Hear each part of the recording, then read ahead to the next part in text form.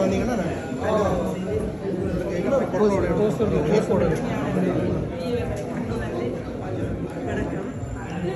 மூக்குத்தி பூ என்ற இந்த திரைப்படம் செய்கிறாங்க.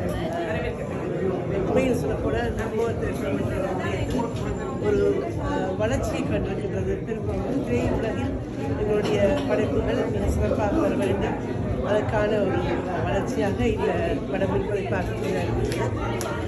மூக்குத்தி பூவின் பார்க்கக்கூடிய சிறப்பான விளைவு என்றால் ஒரு இளவாணி என்ற ஒரு பெண் சிறப்பாக இருந்தது. அதே போல் இந்த படத்தை தயாரித்தவர்கள் இருவரில் ஒருவர் ஷாரா. அவர்கள் போல் 150 மேற்பட்ட கலைஞர்கள் நடித்திருக்கிறார்கள் என்றால் இல்லை.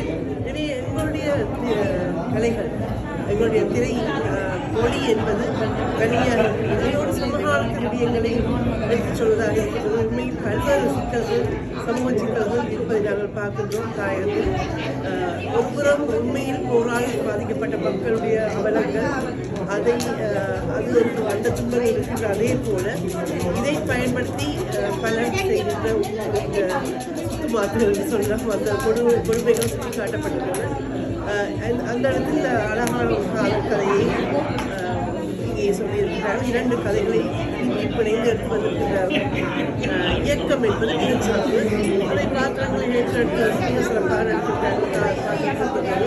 தாயத்தில் பல்வேறு காட்சிகளை பார்க்கக்கூடிய எனவே அந்த வகையில் ஒரு நல்ல ஒரு முன்முனைப்பு. பாராட்டுக்கள் கலைஞர் குலாமுக்கு.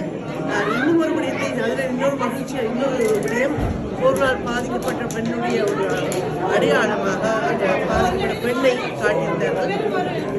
அதை சுற்றி ஒரு கதை பின்னணி இன்னும் இருந்தால் இன்னும் சிறப்பாக இருக்கும். என்றால் அடுத்து இவர்களுக்கான உதவியை நாங்கள் என்ன செய்ய போகிறோம் என்ற விடயத்தை சொல்லியிருந்தால் இன்னும் சிறப்பாக இருந்திருக்கும். இந்த 2 கதைகளும் நடக்கின்ற அவல ஏமாற்ற நடவடிக்கைகளை சொல்வது போல, அல்லது இந்த காணியை மாற்றுவது, பெண்கள் காதல் என்ற பெயரில் மாற்றுவது என்றெல்லாம் சொல்வது போல, ஒரு நாள் பாதிக்கப்பட்டவர்களுக்கு வாழ்க்கை அளிக்க வேண்டும் அல்லது அவர்களுக்கான புனர்வாழ்வு அளிக்க வேண்டும், வாழ்வாதாரத்தை கட்டிக் கொடுக்க வேண்டும் என்ற விடயங்களை இன்னும் கொஞ்சம் புரிந்திருந்தால் இன்னும் சிறப்பாக இருந்திருக்கும். மற்றபடி இயக்கம், நடிப்பு இன்னும் சிறப்பான ஒரு படைப்பு. பாராட்டுக்கள் எல்லோரும். நன்றி. அடுத்தது